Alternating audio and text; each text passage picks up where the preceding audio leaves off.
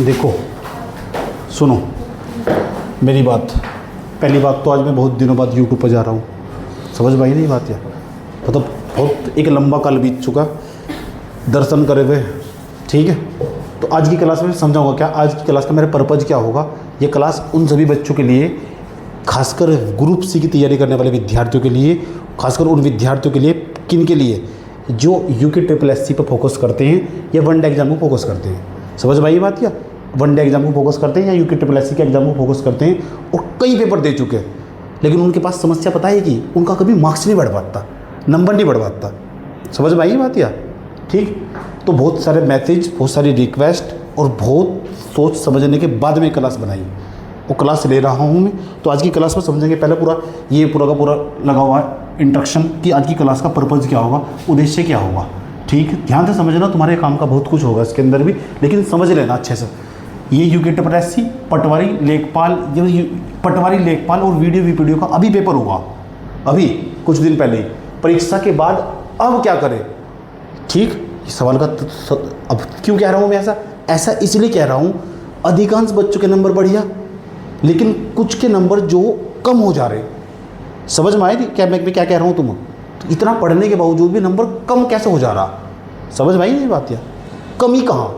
तो मेरा प्रत्येक बच्चे से रिक्वेस्ट है जो स्क्रीन के उस पार बैठा हुआ और देख रहा कहीं भी बैठ कर क्लास को, तो उसे ध्यान से सुन लेना चाहिए कि मैं कह रहा हूँ, क्योंकि मेरी बातें आपके लिए एक मानक होगी, स्टैंडर्ड होगी। ध्यान से सुनना, समझे। पहले नंबर पर आज की क्लास में तराशना शुरू करेंगे यार ये नंबर क्यों नहीं बढ़ रहे हैं सर, ये सवाल है बच्चों का। तो मैं भी ये भी बताऊंगा तुमको क्यों नहीं बढ़ रहे, कमी कहाँ हो रही, गलती कहाँ हो रही, खामियां है कहाँ, समझ में आई। उसके बाद दूसरे नंबर पर हम ये समझने वाले आज की क्लास में उम्र बढ़ रही है। ऐसे बच्चे भी मैं जानता हूँ जिससे तैयारी करते करते मुझे ऐसे विद्यार्थी मिले जिससे तैयारी करते करते 2015 में तैयारी करनी स्टार्ट कर दी और 2026 चलाया। ये कितना खतरनाक हो सकता है किसी भी विद्यार्थी के लिए, और कितना डेंजर। वो कोचिंग में ही चले जा रहे हैं आज तक भी, उस 2015 में भी कोचिंग में जा रहे थे, आज 2026 में भी कोचिंग में जा रहे हैं। कितना खतरनाक हो सकता है किसी भी विद्यार्थी के लिए, उसके फ्यूचर के भविष्य के लिए। और महज क्या करा आज तक जीवन में, एक सिंपल ग्रेजुएशन करी, उसके बाद जीवन में कुछ नहीं कर पाए और केवल करने की तब से ग्रुप सी की तैयारी करते चले जा रहे हैं। कितना घातक है। फिर एक सवाल खड़ा होता, क्या कि हमें कोई स्किल सीख लेनी चाहिए सर, क्या मैं पढ़ाई करती रहूँ कोई स्किल भी सीख लूँ साथ साथ में, क्या वो जरूरी होगी। तीसरे नंबर पर चले जाओ, हमारे पास तैयारी की मैक्सिमम लिमिट क्या हो, क्या मैं 5 साल तैयारी करने जा रही हूँ। अभी यूपीएससी का एग्जाम दे रहे हो, पीसीएस का एग्जाम दे रहे हो, तो जो ग्रुप सी के एग्जाम में तुम 6 साल 8 साल 10 साल लगा दे रहे हो। हाँ, इन बहुत सारे सवाल है जिस सवाल खड़े होते हैं बच्चों के सामने। तो आज मैं इन सवालों को उत्तर तलाशने का प्रयास करूंगा और तुम्हें भी समझना है बात। ये समझ में आई बात। मैं कहता हूँ कभी भी 4 5 6 महीने मैक्सिमम 1 साल लगाओ, उसके बाद कभी तैयारी में घुसो ही मत, दूसरा रास्ता तलाश लो। क्यों कहता हूँ इसका उत्तर भी दूंगा अच्छी तरह। चलिए, नंबर कैसे बढ़ेंगे, नहीं छोड़ने तैयारी, बताओ कैसे बढ़ेंगे। अब दूसरा, ये वाला तो पेपर हुआ सर बेकार, अब ये बताओ आगे कौन सा एग्जाम है, दूसरा इसकी तैयारी कैसे करें। आगे एग्जाम आने वाला हमारे पास कनिष्ठ सहायक का, सिविल कोर्ट का, हमारे पास हाई कोर्ट का, जो सिविल कोर्ट का, डिस्ट्रिक्ट कोर्ट का एक एग्जाम अभी आया, आजकल उसके फॉर्म चल रहे हैं। समझ में आई बात, या भरे जा रहे हैं, जो जिसका ग्रेजुएशन हो चुका। एक बैच आने वाला, एक जो मतलब एक फॉर्म आने वाला 12th बेस पर कनिष्ठ सहायक का, वो अलग होगा। समझ में आए। मैं ग्रुप सी वालों को पढ़ाना नहीं चाह रहा था, कारण क्या है, उनके अंदर जो 4 सब्जेक्ट पढ़ने के बाद जो उनके अंदर उनकी समझ डेवलप हो जाओ, उसी के आधार पर लोगों को जज करना स्टार्ट कर देते हैं। अच्छा, अरे इसे क्या पता होगा, अरे यही है बस, अरे हम ही हैं। और जब रिजल्ट आता, ठीक, और फिर देखते हैं अच्छा यार इसमें तो कुछ था ही नहीं, क्योंकि समझ उस स्तर की कभी बढ़ ही नहीं पाई। समझ में आया। चलो, आप क्यों नहीं पढ़ाते हो, सबसे बड़ा सवाल है। सच में नहीं पढ़ाता हूँ मैंने किसी को भी नहीं पढ़ाया, मैं कई दिनों बाद आया हूँ। क्या कारण ना, नंबर फर्स्ट, मेरा खुद का स्वास्थ्य खराब हो। पिछले में 8 दिन से इतना बीमार रहा, इतना मैं बहुत कम बीमार रहा। कभी रात की 3-3 बजे जो मतलब सांस आना तक भी मुझे बंद होगा, इतनी बुरी हालत हो गई थी मेरी, मैं किसी को बता भी नहीं सकता। और खुद की मेरे घर की प्रॉब्लम पता तुम्हें, मेरे घर में क्या हो रहा था तुमको तो बताइए होगा। समझ में आएगी बात यार। तो ये कुछ कारण हो सके। तीसरी सबसे बड़ी खास बात ये भी है कि जो मैं एक ही सब्जेक्ट को पढ़ा कर बोर हो जाता हूँ। मैं सोचता हूँ क्या नया करूँ यार उसके अंदर। समझ में, अगर मैं कुछ मैं जिज्ञासु प्रवृत्ति का इंसान हूँ, अगर मैं कुछ सीखता नहीं हूँ ना उसका, तो मैं उसे छोड़ देता हूँ। कम में रहना ज़्यादा खुश, मैं कम चीज़ों में ज़्यादा खुश रहना चाहता हूँ। इस टाइप की मेरी टेंडेंसी है, पहले थी इंट्रोवर्ट टाइप का आदमी। तो क्यों नहीं पढ़ाते? तो बहुत सारे कारण इसके भी तलाश लेंगे। आप कोई बैच लाओगे ग्रुप सी के विद्यार्थियों के लिए, हाँ ले आया बैच भी, समझ में आई नहीं बात है, ठीक। और ज़्यादा मुझे भीड़ भाड़ भी टाइप की पसंद नहीं है। तो वही बात, इंट्रोवर्ट टाइप मतलब अपने में ज़्यादा खुद रहना, अपनी इर्द गिर्द खोया रहना, ठीक। और ज़्यादातर सीखते रहना, और ज़्यादा मेरी दिलचस्पी ज़्यादा पढ़ने में लगती है आजकल। मैं पढ़ता रहता हूँ, काम भी बहुत सारा रहता है मेरे को। अब सवाल है नंबर क्यों नहीं बढ़ रहे?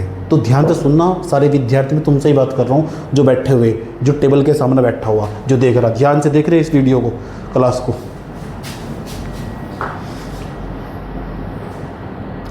ठीक, बैठे रहो, किसी पर खुराई नहीं पड़ रहा, समझ, मेरा काम बताना, समझ नहीं बात है। लगना नहीं चाहिए मेरी क्लास 22 होगी कि मैं एक अपने कोचिंग का प्रचार प्रसार कर रहा हूँ कि मेरे पास एडमिशन ले लो, इस टाइप की मेरी टेंडेंसी कभी रही नहीं, समझ में आई बात यार, ठीक। मैं समझा रहा हूँ, अपने अपने काम की चीज़ें निकाल लेना है यहाँ से।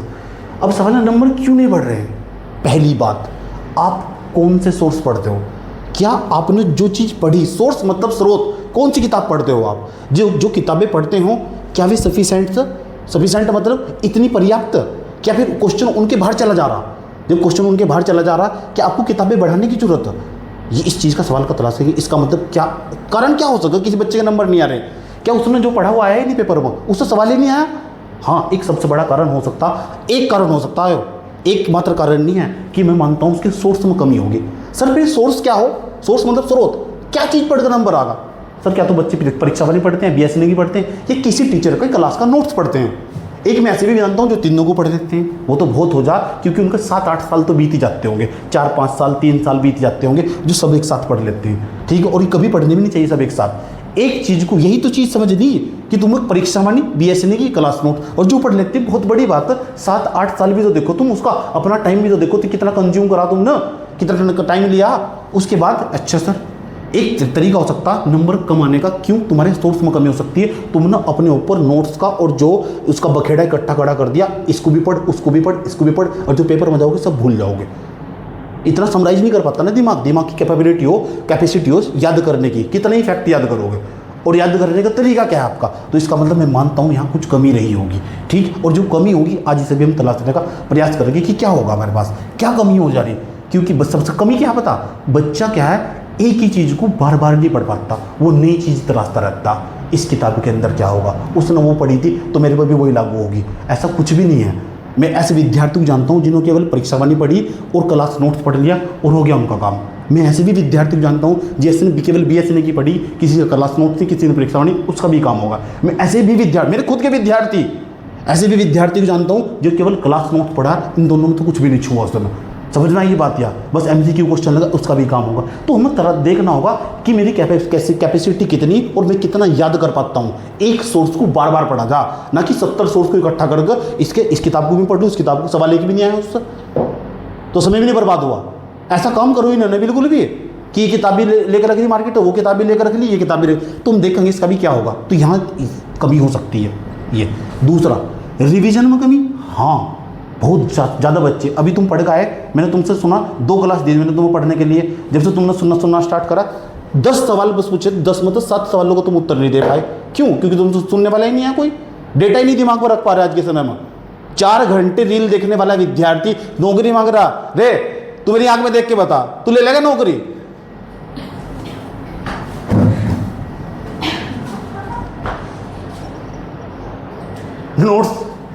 नोट्स का लेंथ बढ़ जाना। एक बच्चे की मैंने कॉपी देखी, दिखाती हैं सर देखो, ये मेरे पास एक इतनी मोटी बुकलेट है, और इस बुकलेट के अंदर हिस्ट्री पढ़ते हुए मुझे 7 साल हो गए। हिस्ट्री 7 साल में कंप्लीट नहीं हुई, पहले भी ट्यूशन जा रहा था, अब भी ट्यूशन जा रहा, 7 साल पहले भी ट्यूशन जा रहा। मैं पूछना चाहता हूँ कौन सा कोर्स है जो आज तक भी पूरा नहीं हो रहा हो? मैं बताओ तो मुझे, कौन सा कोर्स है जो आज तक भी पूरा नहीं हो रहा हो? UPSC का कोर्स लगा हो, या UPSC से ऊपर का कोई कोर्स होगा हो? पता ही नहीं कौन सी तैयारी कर रहे हो। टीचर भी बेवकूफ कोई भी हो, चाहे जो 7 साल तक पढ़ा, मैं भगा दूंगा उठाकर, 4 महीने तक भी फालतू पढ़ा ही नहीं सकता मैं, निकल यहां से। आज तक 3 महीने 4 महीने, क्योंकि सच में पढ़ता ही नहीं है। पढ़ाई तो वो पढ़ना जो पेपर में आएगा वो पढ़ा जा रहा, ऊट पटांग हिस्ट्री, इल्तुमिश पिल्तुमिश, क्या करेगा उसका? 1000 डर लगा उसका, वो पढ़ जो पेपर में आएगा। समझ रहे ना मैं क्या कह रहा हूँ? तुम ठीक है, 7 साल 5 साल नहीं बिताने, 4-5 महीने की हो तैयारी है जो हो अच्छे तरीके की, ठीक है। इतने बड़े एग्जाम नहीं आए हैं क्योंकि तुम वो पढ़ रहे हो जो एग्जाम में नहीं आने का। बढ़ो जाओ हो जाओ कहानियों में, कोई फायदा ही नहीं है उसका, किसी में क्या फर्क पड़ रहा है, समय भी बर्बाद, पैसा भी बर्बाद, ना कोई स्किल है, फिर वही खड़े हुए 5 साल बाद भी। ऐसा नहीं इसलिए कह रहा हूँ, मुझे दुख हो इस बात का क्योंकि मेरे सामने ऐसे ऐसे इतने लंबे लंबे बच्चे मैसेज डालते हैं, ये अमुक नाम की कंडीशन, 7 साल BSc BA, उसके बाद मैं कुछ भी नहीं कर पाई और तब से तैयारी कर रही हूँ, सप्तवर्षीय योजना बनाकर। कर्नाटक का युद्ध होगा, ये तैयारी होगी, समझ में आई बात है। रिवीजन में कमी, हाँ सबसे ज़्यादा कमी हो रिवीजन में, तरीका ही नहीं पता रिवीजन करने का, समझ में आई बात है। टीचर ने पढ़ाया क्लास में, नोट्स रख लिया उठा के, क्लास पढ़ते चले जा रहे हैं, पढ़ो जाओ, किसी पर क्या फ़र्क पड़ रहा है। ऑनलाइन अच्छा सही है, कुछ जवाबदेहिता नहीं है ना, समझ में आई बात है। जहाँ जवाबदेहिता कमज़ोर हो जाना, ये समझ जाओ ऑटोमेटिक रिजल्ट तुरंत डाउन हो जा। जब मेरे पास बच्चा पढ़ता, मैं क्या पूछता हूँ, पढ़ेगा क्या, 24 घंटे का हिसाब दे, है हिम्मत, पहलों को दिखा दो, हुआ कोई आज तक, हैकड़ी बार निकल जा सारी की सारी। ये थोड़ा ही पढ़ने के टाइम पर हेलो बेबी कहाँ हो, मैं नहीं रह सकती, जी नहीं सकती, ये पढ़ लेंगे डरा में। नोट्स का लेंथ बढ़ जाना, अगर नोट ऑटोमेटिक बढ़ जाने वाला ना तो समस्या खड़ी हो जाने वाली। ज़्यादा बड़ा नोट, ज़्यादा मोटा नोट आप याद नहीं कर सकते। आप क्या सोचते हैं, हेलो आप देखो इतना मोटा नोट याद करने में कितनी कठिनाई पैदा होगी, यस होगी। अगर मैं कहता हूँ आप ना इतना नोट्स याद कर लो, याद कर लोगे, इसी चीज़ को हम शॉर्ट नोट्स कहते हैं। आप अपने बड़े नोट्स को शॉर्ट नोट्स में कन्वर्ट नहीं कर पाते, रे इधर देख, बड़े नोट्स को शॉर्ट नोट्स में कन्वर्ट नहीं कर पाया, समझ में आया नहीं बात यह। और इस कॉपी को तेरे को नहीं याद करने में 56 साल लग जाएंगे, वो 5 साल हो जाएंगे ना, अरे मेरे तो सब याद पड़ा हुआ, क्या फ़र्क पड़ता है, कोई फ़र्क नहीं पड़ता किसी को, और मेरे को भी नहीं पड़ता।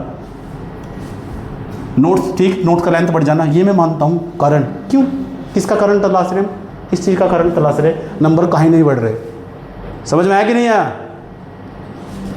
उसके बाद ध्यान नहीं लग पाना, एक एज फैक्टर भी काम करता होगा। शायद ऐसा हो सकता है कि बच्चे ना अलग अलग एज में अलग अलग उन पर एज फैक्टर काम करता होगा, प्यार मोहब्बत प्रेम प्रसंग।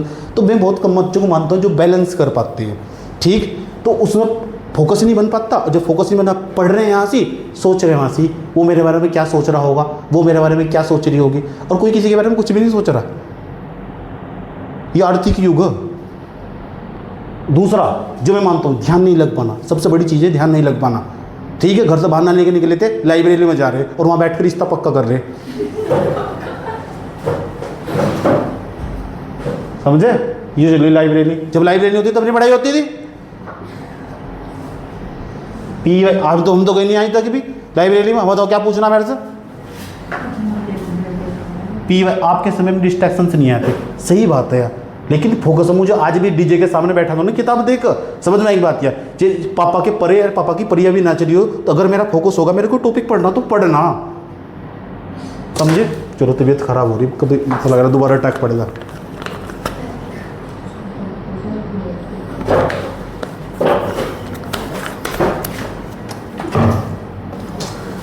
चलो, पेपर से ज़्यादा उम्मीद लगा लेना, उम्मीदें हमेशा दुख देती है, चाहे पेपर से हो चाहे इंसान से हो, समझ भाई। घबरा जाना, पेपर आते ही अच्छे क्वेश्चन भी गलत कर देना, क्योंकि आपको पेपर करना ही नहीं आया। अगर मैं किसी बच्चे से कहूँ PYQ करना क्या हो, क्वेश्चन आंसर, ये हो PYQ करना, ये हो PYQ करना, पता ही नहीं। पेपर से ज़्यादा उम्मीद,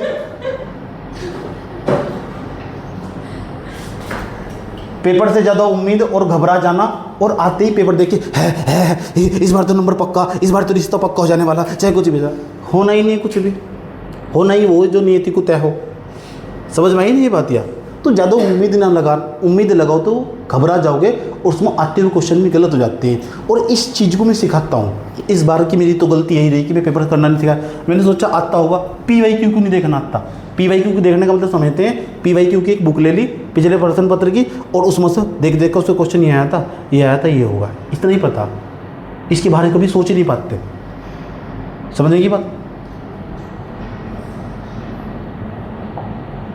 चलो, तो जो पहला सवाल था हमारे पास, आ जाओ। ठीक, तो मेरी थोड़ी डांटने फटकारने वाली प्रवृत्ति है ही यार। मैं क्या करूँ, पढ़ाते पढ़ाते इतने साल हो गए, अब पढ़ाने का मन भी नहीं करता, दोबारा लौट रहा हूँ पढ़ाने की तरफ। ठीक, सोर्स में कमी, तो हम समझते हैं कि सही सोर्स क्या होता और जो कैसे कैसे सही सोर्स सिलेक्ट कर लें, क्योंकि सबसे इंपॉर्टेंट चीज़ आप इससे तो पढ़ाई करनी, तो पहले हम इस पर बात करते हैं सही सोर्स को। समझ में आएगी नहीं बात? ये आज की क्लास केवल यूकेट ट्रिपल वनडे एग्जाम वालों के लिए, ये पीसीएस विद्यार्थियों के लिए नहीं है। पीसीएस के विद्यार्थी भी देख रहे होंगे, निकाल लियो, क्योंकि मेरा बहुत ज़्यादा बच्चे वेट करते रहते हैं ये कब आएगा मास्टर। समझ में आएगी नहीं बात? सैकड़ों मैसेज मेरे फ़ोन में पड़े रहते हैं, और धीरे धीरे, और जब भी मैं कुछ सोचता हूँ, मैंने एक वीडियो डाला, मैंने कहा चलो हम एक क्लास लेते हैं, पता नहीं किसी ने नज़र लगाई अच्छी तरह वीडियो में, उसके बाद मैंने सोचा आज के बाद वीडियो नहीं डालना, तो भी रात को मेरी तबीयत ख़राब होगी और मैं हॉस्पिटलाइज होना पड़ा मेरे को। नज़र पर भरोसा करते हो क्या सर? नहीं। सोर्स, स्रोत क्या होगा? अच्छा, ये होगा भाई सोर्स आपका। परीक्षा वाली पढ़ते हो, पढ़ोगे समझ में, यानी कि पहले बार का विद्यार्थी 2 बार का, 3 बार का, 4 बार का कहीं से एक बार पढ़ रखा होगा। ठीक, परीक्षा वाली बीएस नहीं, class notes, my class notes, दोनों में से कोई, मेरे हिसाब से कोई एक चीज़ फॉलो कर लो। एक तो क्लास नोट्स क्या करना चाहिए, अब इस पर आ जाओ, क्या गलती करी वो छोड़ दो, क्योंकि इसमें हो सके, और देख लेना कि हाँ सर ये वाला मेरा पोर्शन तो पूरा, इसमें मेरे को कोई दिक्कत नहीं है। समझ में आई मैं क्या कह रहा हूँ? तुम, आपके पास किसी का एक क्लास का नोट्स होना चाहिए, और वो टीचर के लेक्चर तुम्हारे देखे होने चाहिए। कोई भी टीचर हो सके, सब अच्छा ही पढ़ाते हैं। समझ में आई नहीं बात? या किसी की भाषा बहुत सरल होती है और किसी की भाषा जो बहुत डिफिकल्ट होती है। कोई थोड़ा सिंपल साधारण भाषा बोलता होगा जो हिंदी पट्टी की बेल्ट में रहता होगा, कोई थोड़ा शहरी वर्ग में रहता होगा तो उस तरह की भाषा का यूज़ करता होगा, लेकिन पढ़ाते सब ठीक ठाक ही है। समझ में आई नहीं पाती? क्लास नोट्स प्लस एक परीक्षा वाणी या बीएसएनए की बुक हो। समझ में आई बात? या ये होनी चाहिए, और उसके अलावा पढ़ो ही मत कुछ भी, क्योंकि उसके बाद गाइडेंस ले लो किसी की कि इसको रेडी कैसे करना। और मैंने एक साल में 24 में एक गाइडेंस का प्रोग्राम निकाला, 25 में निकाला, अब मैं 26 में ले आया हूँ। समझ में आई बात? या कि इसे पढ़ा कैसे जा। पहली बात तो मैं पढ़ाना नहीं चाह रहा था। समझ में आई नहीं ये बात? या कि ऐसा तो है नहीं कि मेरे को बहुत ज़्यादा प्रॉब्लम हो जाने वाली। समझ में आई नहीं ये बात? या कि मेरी मजबूरी बन जाने वाली, चलो बैच स्टार्ट कर दो। मैं अपनी मन मर्जी का आदमी हूँ। समझ में आई नहीं बात? या इंटरेस्ट होगा तो किसी काम को करूँगा, नहीं तो छोड़ दूंगा, उससे क्या दिक्कत हो रही। तो यूकेट इसमें से कोई एक किताब और हमारे पास नोट्स। किसी ने कहा सर मेरा ये भी पूरा था फिर भी नंबर नहीं बढ़ रहे। अच्छा, तो कमी कहाँ? एक सब्जेक्ट का एक ही सोर्स होना चाहिए। दूसरा, नोट्स इतने बड़े ना हो कि तुम उन्हें याद ना कर पाओ। अगर तुम लग जाने वाला कि जो मेरा नोट्स है ना इतना बड़ा होगा, 300 पेज का, 400 पेज का, तो इसका मतलब समस्या याद नहीं कर पाओगे। तो फिर उसका तोड़ क्या होगा? ऐसा क्या होगा जो इतने बड़े सब्जेक्ट की कमर तोड़ देने वाला? वो क्या होगा? उस चीज़ को हम कहते हैं शॉर्ट नोट्स। ये बना है, ये बहुत ज़रूरी और इम्पोर्टेंट चीज़ हो। मैं अभी आपको ऐसा नोट दिखा दूँ, देखो लगाया क्या मैंने, 1 मिनट।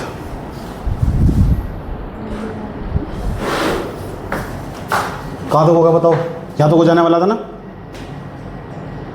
शॉर्ट नोट्स ये बहुत ज़रूरी हो, क्योंकि मैं आपको ऐसा नोट दिखाता, जैसे हमारे पास हिस्ट्री होगी, हिस्ट्री का नोट्स मेरे पास केवल 16 पेज भाई, जो मेरे यहाँ के पढ़े हुए विद्यार्थियों ने बना रखा है, ऑनलाइन के विद्यार्थियों ने बना रखा। हर सब्जेक्ट का हिस्ट्री का नोट 16 पेज में होगा टोटल। इंसेंट हिस्ट्री का, उत्तराखंड का जो टोटल शॉर्ट नोट था ना, टोटल देख लो कितने चैप्टर सारे मिलाकर इसका शॉर्ट नोट था, जो मेरे खुद के पढ़ाए हुए विद्यार्थी उन्होंने जो टोटल सारा नोट मिलाकर 40-40 पेज में समेट दिया।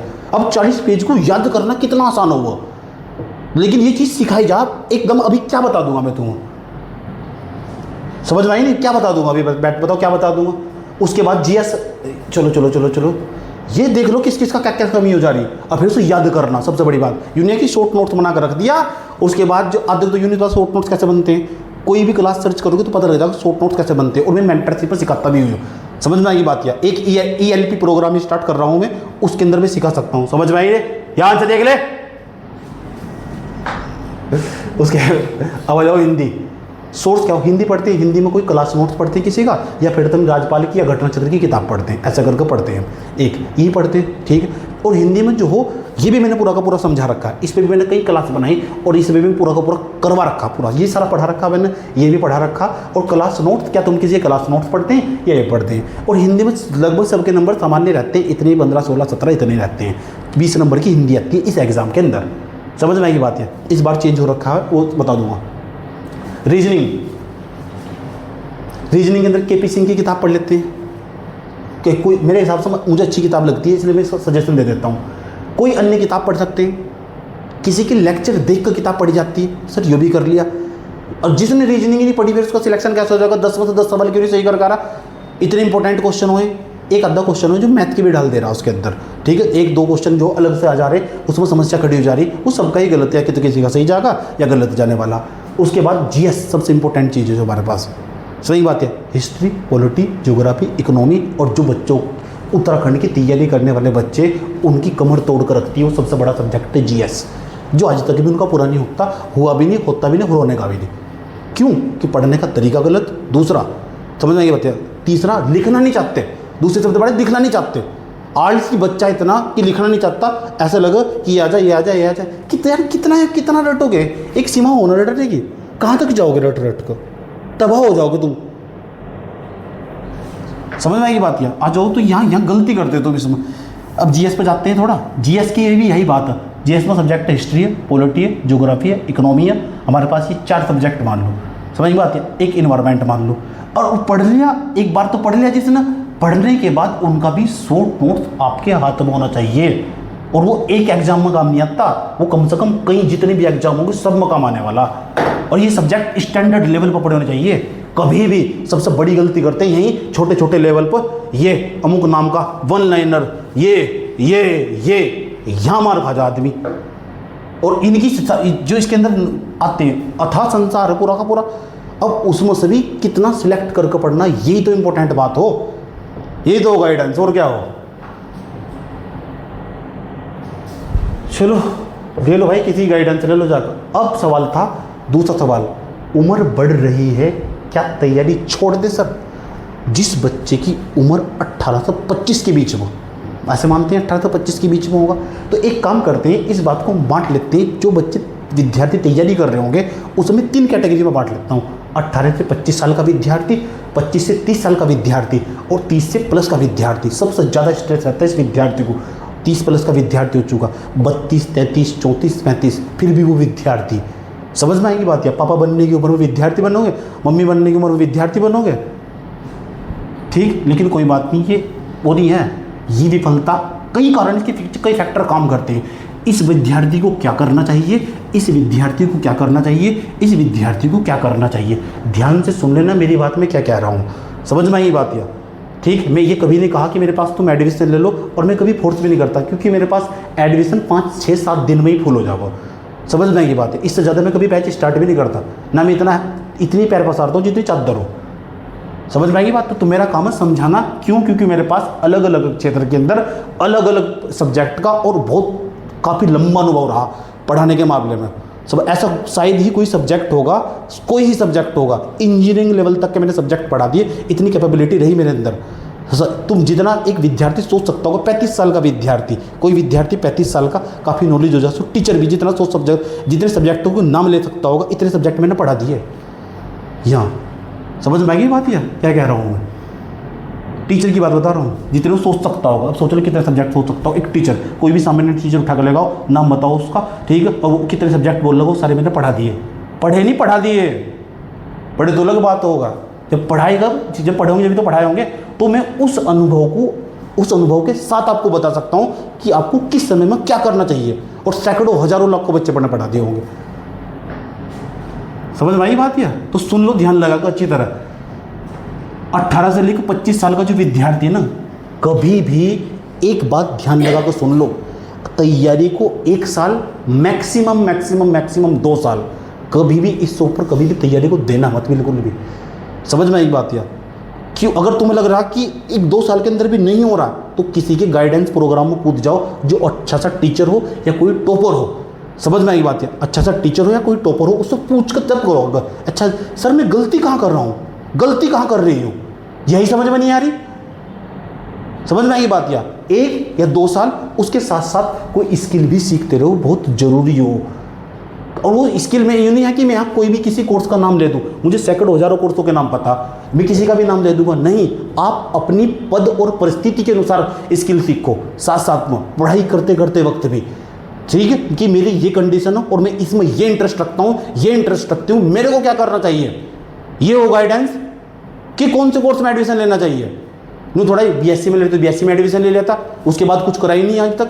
कितना बड़ा ये विडम्बना कि एक बच्चा 32 साल का हो चुका है और तैयारी करता चला जा रहा, 35 साल का होगा और केवल वो बीएससी पास है। क्या क्या रहा उसके दिमाग में, किसी ने क्यों नहीं समझाया उसे? समझ रहे हो क्या हो? क्या कभी उसकी उम्र दोबारा वापस लौट पाएगी? कभी नहीं लौट पाने की। एक विद्यार्थी 4 साल तक 5 साल तक ट्यूशन नहीं चला जा रहा है, क्या उसके टीचरों से कभी समझाया नहीं कि तू 5 साल तक ट्यूशन में क्या कर रहा है? मैं उठा कर भगा दूं 5 साल में, निकल यहां से। पढ़ाई नहीं मैंने कभी भी आज तक किसी को भी। फैल तो होने की बहुत दूर की बात, आ ही नहीं सकते तो मेरे क्लास में पढ़े भी ना, याद करे भी ना, तू क्लास में नहीं घुस सकता। मैं निकलो यहां से। ऐसे थोड़ा ही तो टाइम पास हो रहा है, तो फिर कमाओ जाओ पैसा, कितना कमाओगे?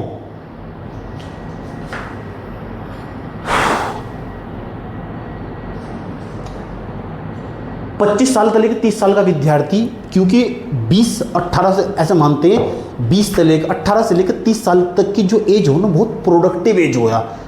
यहाँ के लिए हुए डिसीजन आपके 70 साल को प्रभावित करते हैं पूरे के पूरे।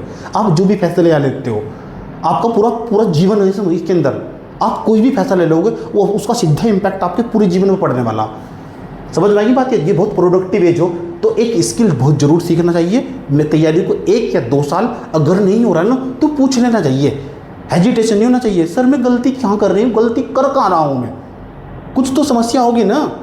और जो देख लो मैं क्या क्या बताते चल रहा हूँ आपको। 30+ का विद्यार्थी जो होगा, इसे एक काम करना चाहिए, तैयारी का लेवल भी बढ़ाना चाहिए। यूँ नहीं है कि तुम 5 साल पहले भी तैयारी कर रहे थे ग्रुप सी की और तुम ग्रुप सी नहीं निकला तो तुम तो पीसीएस से नहीं निकलता। ऐसा कुछ भी नहीं है, कुछ भी नहीं है ऐसा। अप करो अपनी तैयारी का लेवल।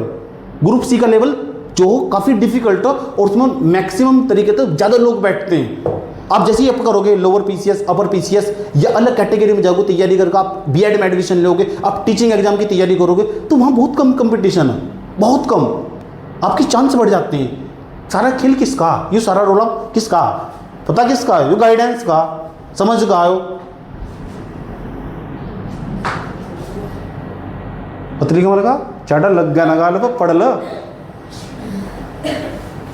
पैदा हो ही नहीं गाने सीख के इस सारा रोला पतली कमर। ठीक, तो 30+ का विद्यार्थी, तो मेरा सजेशन भाई यही है, जिसकी ज़्यादा एज बीत चुकी तो बहुत सोच समझ कर कदम रखो, क्योंकि आगे का मैंने कह दिया, तुम्हारा अब आगे का लिया गया फैसला बहुत ज़्यादा प्रभावित कर सकता किस, तुम्हारे खुद के फ्यूचर को। समझ में आई ये बात? है चलिए, अब नंबर कैसे बढ़ेंगे, ये बात समझ में आई मैंने क्या कहा। साथ साथ में कोई स्किल भी सीखना बहुत ज़रूरी हो, और ये स्किल कौन सा होगा मैं यहाँ नहीं बता सकता, क्योंकि आपकी कंडीशन, आपकी परिस्थिति अलग है, आप अलग अलग परिस्थितियों में रहते हो, अलग अलग तरीके से सर्वाइव कर सकते हो। समझ में आई नहीं बात? क्या अगर हाँ आप मेरे किसी प्रोग्राम का हिस्सा रहे हो, बता देता हूँ, या वैसे भी मुझे व्हाट्सएप पर कोई बच्चे मैसेज कर देते हैं, मैंने आज तक कभी भी किसी बच्चे को मन निराश नहीं करा। हाँ कभी ऐसा हो सकता है बहुत सारे मैसेज आगे और जल्दी जल्दी गति में किसी का मैसेज नीचे बीत गया तो वो अलग बात हो, चाहे मेरे पास वो पढ़ रहा था नहीं पढ़ रहा था। समझ में आई बात? है क्योंकि एक टीचर की ड्यूटी यही हो, टीचर का मतलब ही यही हो। और मैंने कभी विद्यार्थी को नहीं पढ़ाया, 5 साल तो उन्होंने हो गए जो 6 साल जो टीचर बन चुके, और बहुत सारे मैंने टीचर पढ़ाए, टीचर भी पढ़ाए मैंने, ऑनलाइन में भी ऑफलाइन में भी। अब टीचर हैं और बहुत खूब पैसा कमाते हैं, मेरे से ज़्यादा पैसा कमाते हैं। मैं तो कुछ भी नहीं कमाता हूँ, मुझे तो घूमने के अलावा फुर्सत नहीं है। चलो नंबर कैसे बढ़ेंगे, अब नंबर कैसे बढ़ेंगे ये इंपॉर्टेंट बात है। देखो, किस बच्चे को तैयारी स्किप कर देनी चाहिए, मेरे हिसाब से उस बच्चे को तैयारी स्किप कर देनी चाहिए जिससे तैयारी करते हुए 3 साल से 4 साल से ज़्यादा बीत चुका, उसके नंबर अब भी 50 तो ऊपर बढ़ ही नहीं पा रहे, अब भी उसके 50 नंबर आ रहे। अब तेरा तैयारी में कोई काम नहीं है, तेरे को तैयारी छोड़ देनी चाहिए और तुझे किसी से सलाह लेनी चाहिए कि क्या तेरी कंडीशन होगी, और तेरे को ना अब किसी स्किल की तरफ चला जाना चाहिए। मेरी बात सत्य है, याद रखना, सत्य है लेकिन कड़वी है, और हमेशा याद रखना परमानेंट 7 साल बाद भी यही लौट खाएगी बेटे। ठीक, जिसे जिसे जो भी बोला ना आज तक वही हुआ उसके साथ, समझ गए। सेकंड एग्जाम्पल दिखा सकता हूँ, उड़ो मत बिल्कुल भी कि तुमको क्या पता ये पता। 17.5 साल की उम्र में नौकरी छोड़ दिया था मैं, समझ गए। तो ज्ञान सोचने से पहले सोच रहे करो किसको बोल रहे, क्या बोल रहे हो, और उसके बाद कितनी छोटी हूँ मुझे खुद ही नहीं मालूम होगा किस किस का क्या क्या छोड़ना होगा। ठीक है, तो अब तो मेरा काम मुझे जो लगता है ना मैं बता ही देता हूँ यार, मगर चलो छोड़ लो, किसी का फ़ायदा तो होगा यार। चले, यहाँ तक 5, 10, 15, 20 नंबर का गैप है तो आप तैयारी में रहो, क्योंकि इस गैप को फुलफ़िल किया जा सकता है। ये बहुत आसान होता है इस गैप को फुलफ़िल करना। आप किसी एग्ज़ाम को देने चलते हैं, समझ में आई मैं क्या कह रहा हूँ आपको। इतना गैप 5, 10, 15, 20 नंबर का आपके पास गैप आ जा रहा आपके रिजल्ट में, तो इसे फिल किया जा सकता बहुत तरीके से फिल करने के। ठीक है, क्योंकि आपको अपनी कमियों और खामियों पर काम करना होगा। गलत तरीके से तैयारी करोगे और गलत तरीके से फिर वही ट्रेडिशन तरीका अपनाओगे, जैसे पहले अपना रहे थे, उससे पहले पेपर में अपनाया था, उससे पहले पेपर में अपनाया था, तो फिर उन्हीं समस्याओं का शिकार होगे। समझ में आई नहीं बात यह।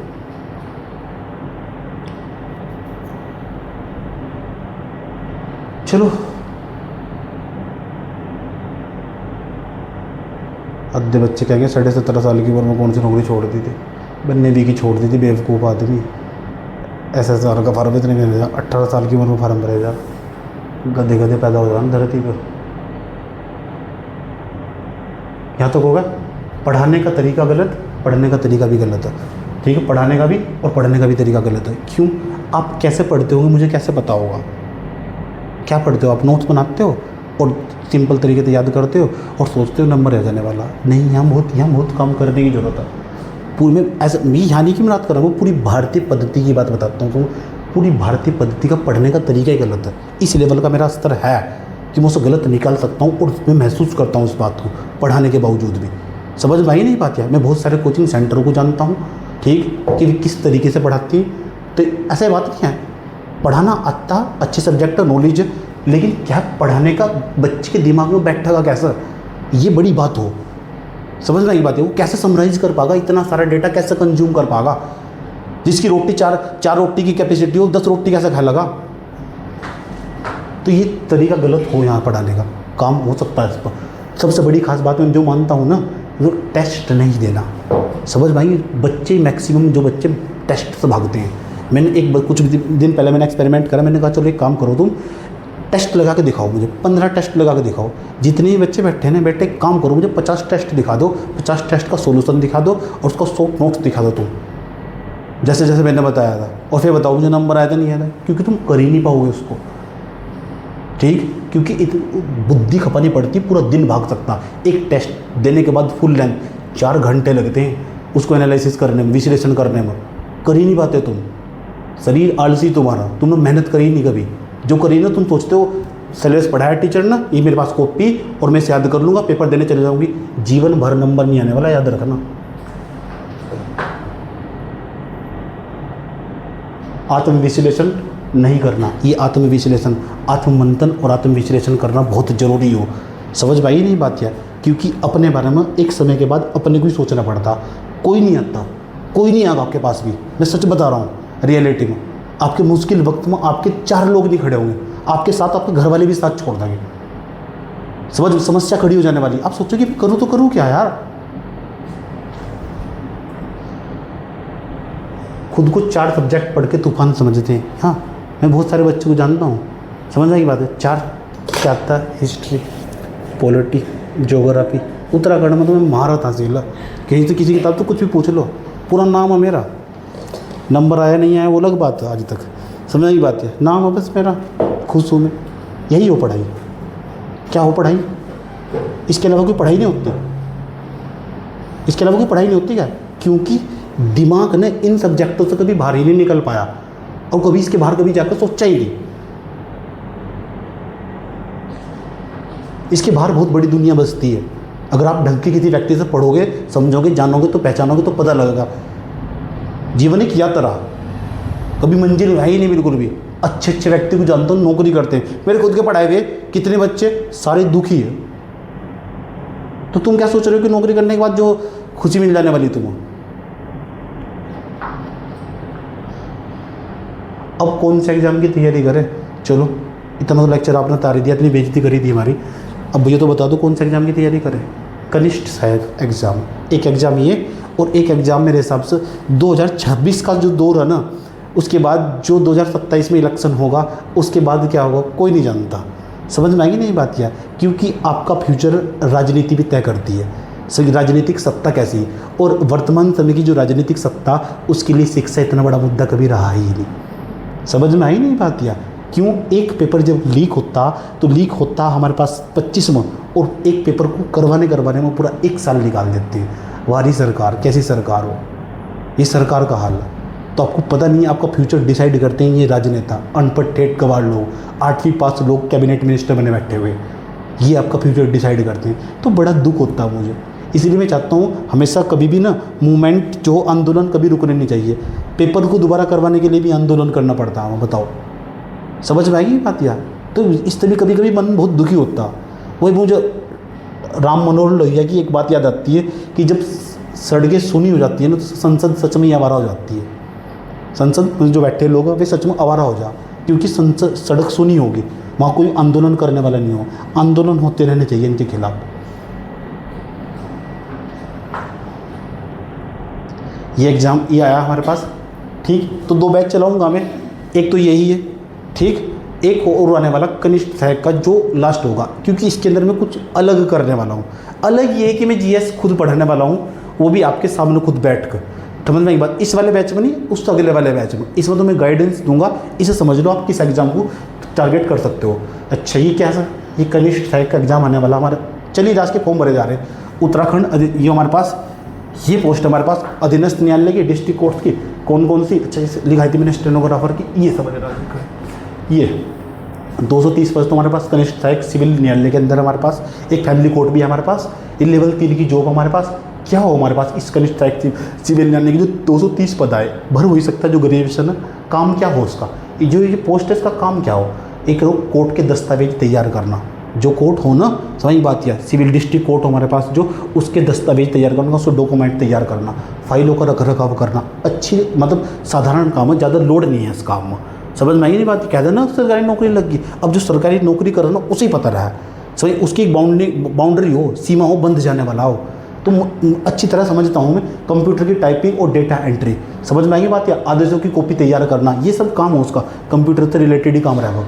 रजिस्टर और रिकॉर्ड संभालना और जनता और वकीलों के आवश्यक जानकारी देना, ये काम हो हमारे पास किसका, जो कनिष्ठ सहायक हमारे पास सिविल न्यायालय के अंदर 230 पद आए हमारे पास, लेवल 3। समझ में आएगी बात? किया वेतन हमारे पास एक इतनी सैलरी हो उसकी। तो मैं काम बताना चाहता था इसका काम क्या हो हमारे पास। इसमें टाइपिंग भी है। टाइपिंग यूँ नहीं है कि तुम टाइपिंग कर नहीं सकते, बीच में 3-4 महीने में आराम से सीखी जा सके। अभी भी सीखना स्टार्ट करो तो आराम से सीख जा, 3 महीने में एक्सपर्ट ठीक ठाक हो जा, तैयारी करने में बाहर नहीं आओगे। कैसी नौकरी है? ऑफिस की नौकरी, फील्ड वर्क नहीं है इसका बिल्कुल भी।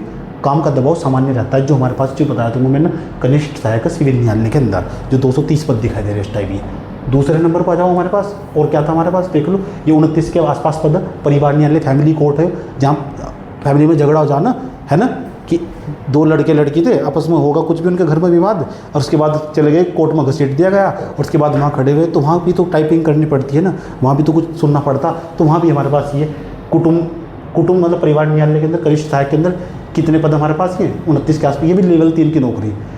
परिवार न्यायालय का फैमिली कोर्ट में फाइल संभालने का काम उन्हीं कनिष्ठ सहायक का। तलाक, भरण पोषण, बच्चों की अभिरक्षा आदि मामले यहाँ रिकॉर्ड आते हैं इस वाले मामलों में। टाइपिंग और दस्तावेज का प्रबंधन करना, टाइपिंग करना, और जो डॉक्यूमेंटों संभाल कर रखने का काम हो इन वाले कनिष्ठ सहायक का। यह भी ऑफिस की जो भी है, ठीक है। उसके बाद और क्या, एक ही हमारे पास आशुलिपि ग्रेड 1 हमारे पास व्यक्तिक सहायक सिविल न्यायालय के अंदर। ये कुछ स्पेशल पोस्ट है। ये स्पेशल पोस्ट किसके लिए? जिसे स्टेनो आती होगी, स्टेनो वाली टाइपिंग आती होगी, मतलब ये सब चीज़ें आती होगी। और दूसरा क्या है, शॉर्ट हैंड भी आती होगी ऐसा करके, तो ये भी सीखी जा सकती है। लेकिन ये ऊपर की जो पोस्ट हमारे पास वो इम्पोर्टेंट है। देखिए कंप्यूटर पर टाइप, ये क्या हो, जज के पास ही बैठे रहे हैं, इसके बारे में थोड़ा समझाना। जज की डिक्टेशन हो हमारे पास, जज साहब के पास ही बैठे रहा है। जज साहब कुछ भी बोलते हैं ना, फटाफट उसे शॉर्टकट में लिखकर फिर बाद में जाकर कंप्यूटर पर टाइपिंग करवाते हैं। समझ में आ गई नहीं बात? या ये अदालत तुमको दफ़ा 302 के तहत मौत की सज़ा सुनाती है, इतना लिख दिया मंगल से।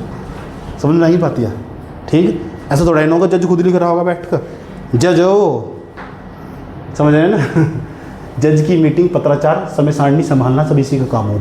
गोपनीय दस्तावेज तैयार करना, उसका जरूरी कौशल हिंदी टाइपिंग स्टेनोग्राफी आनी चाहिए, ठीक है। ये अलग प्रकार का स्किल हो और अच्छी कैटेगरी की पोस्ट बनने जा।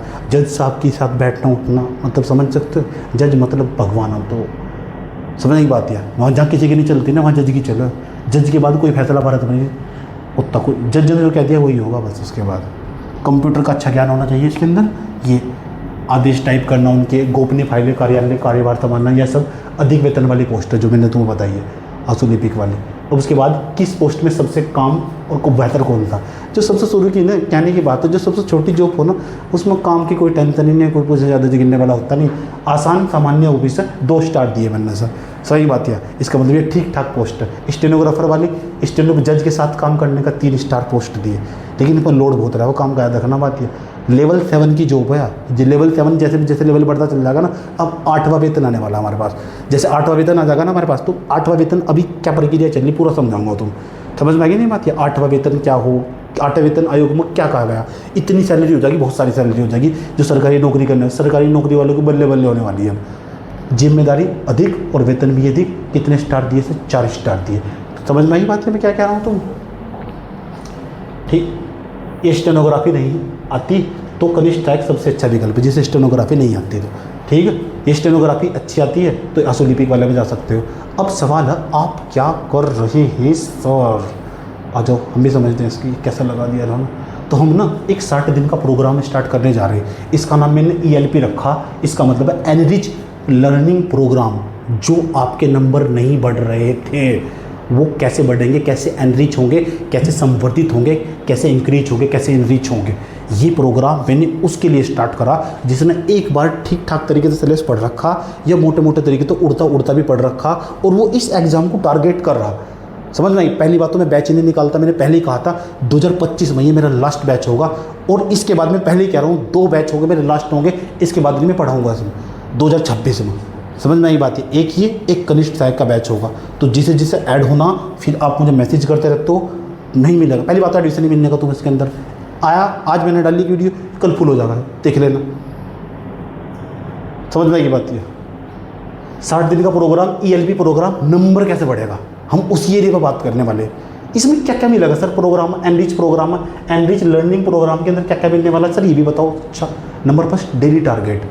जब आपको डेली टारगेट मिलता ना, आज बेटे 3 चैप्टर तैयार करके आने, कैसे तैयार करके आने वो मैं बताऊंगा। सर मैंने तो मेरे पास तो नोट्स था, हाँ पढ़ उससे ही, लेकिन उसे भी कैसे एनरिच कर सकते हो? एनरिच नाम है इसका। जो आपने कहीं पढ़ रखा, किसी के पास पढ़ रखा, उसे कैसे एनरिच कर सकते हो वो मैं बताऊंगा तुम्हें। यही तो हो मेंटरशिप, इसी चीज़ को तो गाइडेंस कहते हैं। ये आपका समय बचाती है। जो बच्चा 4 महीने में आकर, जो 4 साल में बच्चा जहाँ नहीं पहुँच पाया, मैंने 4 महीने में वहीं लाकर खड़ा कर दिया तो बच्चे को, तो कौन सा बढ़िया जो 4 महीने में तैयारी करके चला गया? मैं कहता ही नहीं इतने साल तैयारी करो, कभी भी नहीं कहता मैं, बिल्कुल भी। समय की और पैसे की बर्बादी है। उसके बाद डेली टेस्ट रात को 9 बजे होगा। समझ में बात? ये मैं पूरा समझाऊंगा जब आप इस मेडिटेशन करोगे। डेली टारगेट होगा, डेली टेस्ट होगा, रात को 9 बजे होगा। ये पूरी पर्सनल मेंटरशिप। आप मुझसे कोई भी सवाल पूछते हो किस तरह का भी, आप कितने भी पढ़े लिखे व्यक्ति हो, कैसे भी व्यक्ति हो आप, ऐसा कोई सवाल नहीं है जिसका मेरे पास उत्तर नहीं है। इस स्तर का मेरा पढ़ाई का लेवल रहा हुआ। समझ में आया अभी क्या कह रहा हूँ तुम? और मैं कहता हूँ कभी भी कुछ भी कर लो यार, मतलब पढ़ते रहो। पढ़ना बहुत ज़रूरी है। अभी मैंने पढ़ाया नहीं ना बिल्कुल भी कुछ समय तक, लेकिन मैं एक भी दिन मेरी ज़िंदगी में ऐसा नहीं बीतता हूँ जिसमें मैं पढ़ाई नहीं करता हूँ। एक भी दिन, हर दिन कुछ ना कुछ अलग पढ़ता ही रहता हूँ जिससे मुझे सीखने का मिलता और मेरी नॉलेज एनरिच होती रहती है। अब तक भी मैं अपना स्किल बढ़ा रहा। क्या सीखा मैंने? पता क्या सीखा? स्क्रीन पर राइटिंग सीखी मैंने। अच्छा, ये मूवी में ऐसा काम करते इस स्क्रीन पर, इसके बाद ये बोलना लिख सकता हूँ। मुझे ऐसा लगा कि मैं इस नई मूवी लिखी, मैं इससे बेहतर मूवी लिख सकूँ, उससे अच्छा डायलॉग लिख सकूँ, उससे ज़्यादा शायरी लिख सकूँ, उससे ज़्यादा कविता लिख सकूँ। तो मैं भी अपना स्किल बढ़ा रहा हूँ अच्छी तरह और पढ़ रहा हूँ, रिसर्च कर रहा हूँ। तो पढ़ना चाहिए, पढ़ना बहुत ज़रूरी हो। उस वाली बात याद है मुझे कि कितने सुलझे हुए थे हम जिन दिनों किताबों में उलझे हुए थे हम। समझे?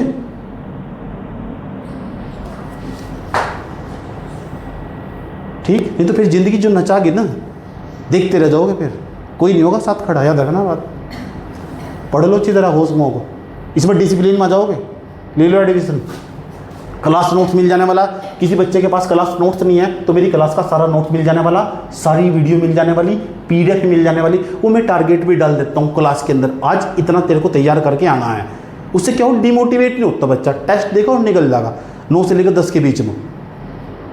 उसके बाद वीडियो लेक्चर भी तुमको सब मिल जाने वाले हैं। हाँ, अच्छा, समय कम लग जाने वाला, सब्जेक्ट को पूरा करने की ट्रिक और पूरा फंडा बताया जाएगा कि तैयार कैसे होते कम समय में सब्जेक्ट, और कहाँ तुम गलती करते हो। बहुत जरूरी हो गाइडेंस इसके अंदर। सबसे इंपॉर्टेंट चीज़ इसके अंदर क्या यूनिक है इस प्रोग्राम के अंदर, वो समझ लो क्या है। 10 फुल लेंथ टेस्ट दिए जा रहे, समझ में आया क्या कह रहा हूँ। 10 फुल लेंथ टेस्ट, और ये 8 से लेकर 10 क्लास होगी मेरी अलग से इस तरह के डिजिटल बोर्ड पर। उसके अंदर जो मैं सिखाने वाला सबसे इंपॉर्टेंट चीज़ यही होगी इस प्रोग्राम की, क्योंकि मैक्सिमम बच्चों को पेपर करना ही नहीं आता। और यहाँ कम से कम मैं 25 ट्रिक सिखाऊंगा आपको पता, आपको सवाल नहीं आता होगा, आप बिना पढ़े भी सवाल सही कर सकते हो। अगर आपको तरीका पता हो पेपर करने का, बिना पढ़े भी सवाल सही कर सकते हो। मजाक नहीं कर रहा हूँ, अगर ऐसा तरीका पता हो तो हमने पूरा का पूरा, सच में ही मजाक नहीं कर रहा हूँ, सवाल नहीं पूरा पढ़ना, ऑप्शन से चल जा कभी कभी। तो ऑप्शन कैसे कट होते हैं, और मतलब आपके पास बहुत सारी नॉलेज आ चुकी और आप फंस जा रहे अब 4, 5, 10, 20, 15 नंबर तक। तो मैं 25 ट्रिक आपके साथ शेयर करने वाला हूँ इस प्रोग्राम के अंदर। ये 25 ट्रिक है, पेपर को देखोगे सोचोगे अच्छा इस क्वेश्चन को देखकर ऐसे भी सोचा जा सकता था। हाँ, आप क्वेश्चन को देखोगे, ऑप्शन को देखोगे, फिर क्वेश्चन को देखोगे, आपका नजरिया बदल जाने वाला। आपने कभी सोचा ही नहीं होगा कि ऐसे भी देखते हैं पेपर को। मैंने सोचा आप पीवाईक्यू ऐसे करते होंगे, मुझे क्या पता तुम पीवाईक्यू कैसे करते हो, तुम समझ ही नहीं पा रहे पीवाईक्यू करते कैसे है। तो ये सब चलिए मैं सिखाने वाला। 8 से 10 क्लास होगी मेरी अलग से बोर्ड पे। यहाँ डेढ़ कम से कम 2 घंटे, 1.5 घंटे की क्लास होगी। 2 घंटे की तो क्लास होगी, 2 5 10 तो 8 16, हाँ वही 17 18 20 घंटे तो कम से कम मेरे जाएंगे ही जाएंगे। 8 से 10 क्लास होगी। ये 8 से 10 में पेपर सोल्व करूँगा। पिछले जो यूके SSC का है खुद सोल्व करूँगा, और तुम्हें बताऊँगा जब पेपर सोल्व करने बैठोगे आज के बाद तो अपने दिमाग को इस तरीके से चलाना, और इतनी नॉलेज तुम्हारे पास होगी। अगर है नहीं है तो बढ़ाओ। तो ये हमारा प्रोग्राम है काफ़ी अच्छे तरीके से। ठीक, अब क्या होगा आगे चलो। ये हमारे पास ये रहा UK SSC new batch start 2026 कनिष्ठ सहायक new batch start. Online batch होगा, आप घर बैठे बैठे तैयारी करोगे जहाँ भी होगी। किस तरह से एडमिशन लेना, 11 जुलाई से बने ELP प्रोग्राम का हिस्सा। दूसरा, सुविधाएं 1 to 1 आप बात कर सकते हैं मेरे तक, जैसे अभी मैं तुमसे बात कर रहा हूँ, कोई भी सवाल पूछ सकते हो, किसी भी प्रकार का सवाल। डेली टारगेट, डेली टेस्ट, सभी सब्जेक्ट की वीडियो मिल जाएगी, क्लास मिल जाएगी, हैंड राइटिंग में मेरे नोट्स मिल जाने वाले। समझ पाएगी बात। या GS और मतलब सब सब्जेक्ट करवा दूंगा मैं, तुम सोचना ही नहीं। एक क्लास में मैंने 85 बच्चे रखे, और एक अच्छा परिवेश आपके जीवन को एक नई दिशा देता है। ये सत्य बात है, संगति इंसान को सच में बदल सकती है। समझ में आएगी बात। या एडमिशन लेने के लिए जानकारी, और मैं तुम्हें और थोड़ा सा और बता दूँ रे भैया, ये तो यही है। अब एडमिशन कैसे लेना ये भी समझ लो, मतलब होगा किस तरह, क्या क्या होगा हमारे पास।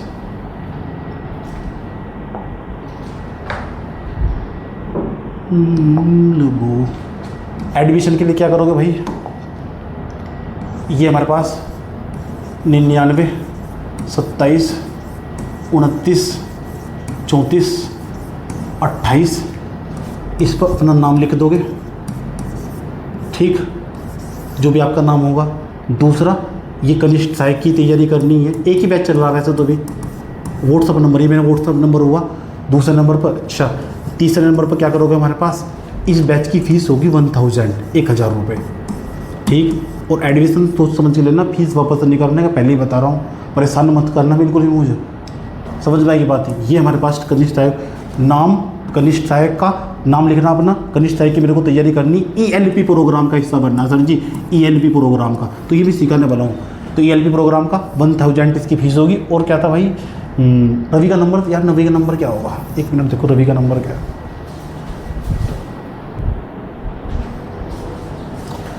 एक और नंबर लिख लो, 81, क्या है नंबर इसका, 91, अच्छा और क्या है यार, 88 57 और क्या 90। ये रवि का नंबर है, जानते होंगे तुम रवि को, यही काम करता बेचारा, कितनी हेल्प करता मेरी यार ये। ठीक, देख लो, बिना किसी स्वार्थ के भी लोग ऐसे होते हैं। समझ भाई नहीं बात है, कितना अच्छा लड़का। तो ये रवि का नंबर है, इसे जानकारी ले सकते हो, इस पर भी कॉल कर लेनी है। मेरा number, personal number, WhatsApp number है मेरा ये। कोई भी सवाल, किस तरह का भी सवाल पूछ लो, पढ़ो या ना पढ़ो कोई फ़र्क नहीं पड़ता। समझ में कि मेरा व्हाट्सअप नंबर रहा। समझ में आई मैंने क्या कहा तुम? ठीक। ये प्रोग्राम कौन सा चला गया? अरे भैया ये रहा, ये प्रोग्राम हमारे पास ELP प्रोग्राम। तो आप इस ELP प्रोग्राम का हिस्सा 21 जुलाई तक, 11 जुलाई तक जो हो इसका हिस्सा बन सकते हो। सारी जानकारी कहाँ मिलेगी? यहाँ मिलेगी। 1000 रुपये फीस जमा करके स्क्रीनशॉट भेज देना और फिर मैं आपको ग्रुप में ऐड करूँगा, आगे की जानकारी वहाँ मिलेगी। समझ में आई बात? यार क्या कहा? 1000 रुपये पे करने के बाद, समझ में आई नहीं बात? यार ऐप पर नहीं चला रहा हूँ मैं सर, पर्सनल मेंटरशिप रख रहा हूँ, ऐप पर नहीं लेकर जा रहा हूँ मैं सर। अगर किसी को पढ़ना हो तो ऐप पर चले जाओ। ISC दिशा करके एक एप्लीकेशन है, पढ़ रहे हैं वहाँ 300-400 बच्चे पढ़ रहे हैं वहाँ इस टाइम। ISC दिशा करके एक एप्लीकेशन है, डाउनलोड कर लो सर, डाउनलोड करके यहाँ पढ़ लो सीधा जाकर सर।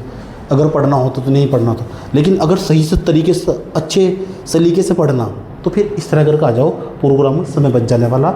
समझ में आई बात है? दोबारा बैच स्टार्ट होगा या नहीं होगा कुछ नहीं पता। समझ में आई नहीं बात? दोबारा वैकेंसी आ गई नहीं आ गई वो भी नहीं पता। तो पढ़ो अच्छी तरह, कोई बात नहीं। मिलते हैं फिर क्लास में। कब मिलते हैं? 11 जुलाई को। हम 11 जुलाई को पहली क्लास लेंगे और बताएंगे अब क्या क्या होगा, आगे की क्या रणनीति होगी इस क्लास की। इसका सबसे इम्पोर्टेंट बात पता है क्या है रे भैया? इसका सबसे इम्पोर्टेंट, इस प्रोग्राम का सबसे इम्पोर्टेंट पार्ट ये 8 तो 110 फुल लेंथ टेस्ट। दूसरा, डेली तो टेस्ट होगा ही होगा, डेली तो टेस्ट होगा ही होगा। डेली टारगेट, हर दिन आप डिसिप्लिन में रहोगे, आपको सोचना ही नहीं क्या करना, आपको सिर्फ अच्छा गुरुजी 3 चैप्टर दिया आपने तैयार करने के लिए, ये अच्छा आपने ये बता दिया, यही ऐसा तैयार कर दें। अच्छा आपके पास जो नोट्स था उसी को कैसे एनरिच करना ये मैं समझाऊंगा। तुम्हें नोट्स नहीं बदलना और तुम्हें कैसे शॉर्ट नोट्स तैयार कर सकते हो, तो ये है ही। ठीक, चलो आज के एपिसोड में इतना ही। अब हमारी मुलाकात होती रहेगी क्योंकि अब मैं सही हो गया हूँ। ठीक है।